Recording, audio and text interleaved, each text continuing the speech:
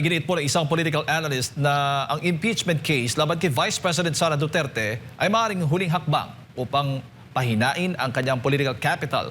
Gayunman, babala rin ng analyst na posibleng mag-backfire ito at mas lalo pang mapatibay ang suporta ng publiko kay VP Sara. Narito balita ni Daniela Paulite. Ang huling barahan nila itong impeachment na ito para pahinain ang ating ikalawang Pangulo. Inisa-isa ng political analyst na si Professor Froilan Calilong ang mga nakikita niyang posibleng motibo sa likod ng impeachment case laban kay Vice President Sara Duterte. Ayon sa kanya, isa sa mga layunin umano ay mahatulang guilty ang vice-presidente. Gayunman, sinabi niyang maaaring maging mahirap makamit ang kinakailangang boto na 2/3 o 16 na senador upang magkaroon ng conviction. Kung hindi talaga i-bend the law at kung talagang titignan natin yung tinatadhana ng ating saligang batas, kinakailangan talaga ng 16 to convict. And that I believe is quite a tall order right now, given the fact na malapit ng eleksyon at kinakailangan ng mga senators, especially those who are running for election, some kind of political leverage in support of their political capital.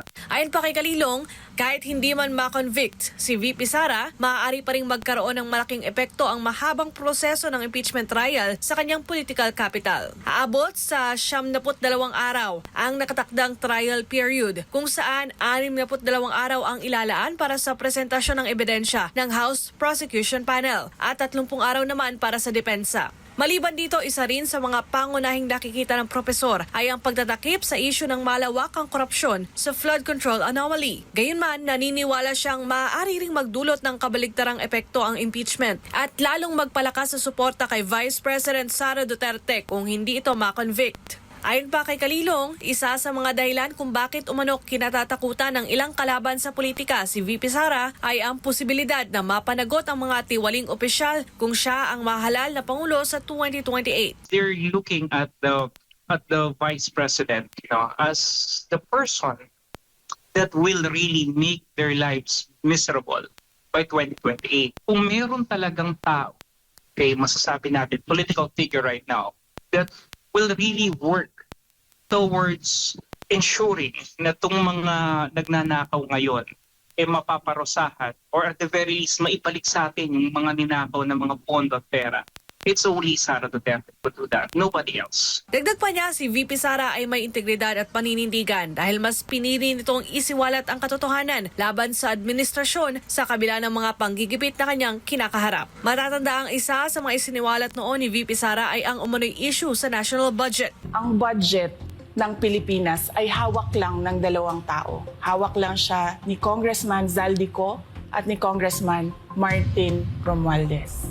Yan ang katotohanan. If it was true, na talagang magnanakaw si VP Sara Duterte, hindi siya alis sa poder ni Marcos. Mas pipiliin niya na maging kaalyado si Marcos kasi alam niya na hindi lang milyon ang kanyang makukuha, kundi bilyon, maybe even trilyon. But she chose to go the other side. Matatanda ang nadawit ang pangalan ng Pangulo at iba pang matataas na opisyal ng pamahalaan sa mga alegasyon ng malawakang korupsyon kaugnay ng umano'y mali-malitang pera na isiniwalat ng Brave 18. Samantala, nahaharap si Vice President Sara Duterte sa impeachment trial kaugnay ng mga reklamong maling paggamit ng confidential funds at iba pang alegasyon na kanya ring itinanggi. Para sa Diyos at sa Pilipinas kung mahal, Daniela Paulite, SMNI News.